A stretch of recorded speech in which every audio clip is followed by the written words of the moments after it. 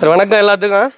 பார்த்தீங்கன்னா நம்ம மோட்டாரோட சுவிட்சை வந்து ஆன் ஆஃப் பண்ணாமல் ஆட்டோமேட்டிக்காக டேங்க் வந்து நிறையிற மாதிரி ஃப்ளோட் போடுறோம்.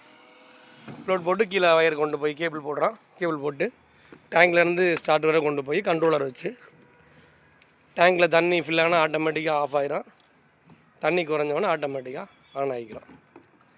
நிறைய வீடுகளில் பக்கத்தில் தண்ணி வடியுது, சத்தம் போடுறாங்க, தண்ணி காலியாகுது தெரிய மாட்டுது, குளிக்கிற நேரம் தண்ணி இல்லாமல் போயிடுது. அந்த மாதிரி நிறையா பிரச்சனைகளை மக்கள் எதிர்கொள்கிறாங்க. அதை வந்து சரி பண்ணுறதுக்கு ஆட்டோமேட்டிக்கு இது கம்பெனிகிட்டே பண்ணுறான். யாராச்சும் வேணா சொல்லுங்கள், மாட்டி விட்ருவோம். குறைந்த விலையில் டக்குன்னு மாட்டி விட்ருவோம். ஃப்ளோட்டு டேங்கில் போட்டுட்டு தண்ணி உங்களுக்கு கீழே ட்ரை ஆனவுடனே ட்ரை ஆகிற ஸ்டேஜில் ஆன் ஆகிரும். ஆட்டோமேட்டிக்காக தண்ணி டேங்கில் ஃபில் ஆனவுடனே கட் ஆகிரும். இந்த ஆட்டோமேட்டிக் பேனலு போதும்.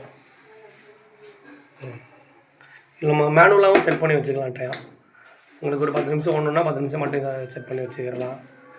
ஆமாம், இதில் எல்லாமே வந்துடும்.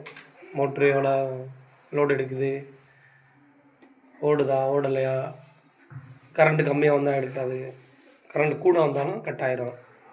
மோட்ருக்கு ஃபுல் சேஃப்டி, எல்லாமே ஆட்டோமேட்டிக்காக ஒர்க் ஆகிரும்.